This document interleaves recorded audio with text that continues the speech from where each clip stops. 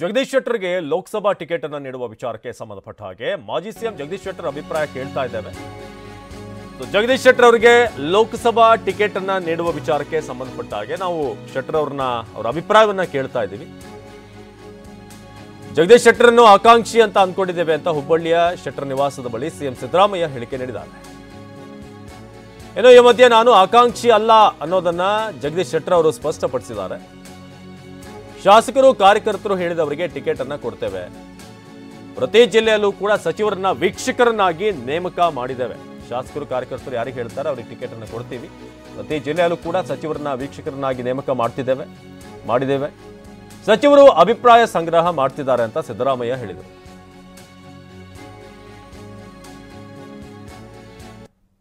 ಧಾರವಾಡ ಲೋಕಸಭೆಯಿಂದ ಈ ಬಾರಿ ಶೆಟ್ಟರ್ಗೆ ಏನಾದರೂ ಅವಕಾಶ ಇದೆಯಾ ಸರ್? ಅವರು ಶೆಟ್ಟರು ಅಭಿಪ್ರಾಯ ಕೇಳ್ತಾ ಇದ್ದೀವಿ. ಶೆಟ್ಟರು ಕೂಡ ಒಬ್ರು ಆಸ್ಪಿರೆಂಟ್ ಅಂತ ಇಲ್ಲ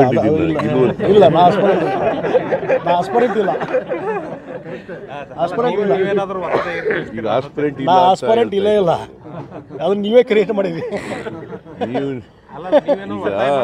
ಹೇಳಪ್ಪ ಇಲ್ಲಿ ತಮ್ಮ, ನಮ್ಮ MLAಗಳು ಕ್ಯಾಂಡಿಡೇಟ್ ಆಗಿದ್ದವರು ನಮ್ಮ ವರ್ಕರ್ಸು ಯಾರನ್ನ ಹೇಳ್ತಾರೆ ಅವ್ರಿಗೆ ಟಿಕೆಟ್ ಕೊಡ್ತಾರೆ.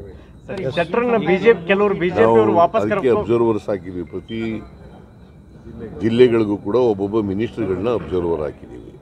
ಅವರು ಒಪಿನಿಯನ್ ಎಲ್ಲ ಕಲೆಕ್ಟ್ ಮಾಡ್ತಾ ಇದ್ದಾರೆ. ಒಪಿನಿಯನ್ ಕಲೆಕ್ಟ್ ಮಾಡಿ ಪ್ಯಾನೆಲ್ ಕೊಡಿ ಅಂತ ಹೇಳಿದ್ದೀವಿ.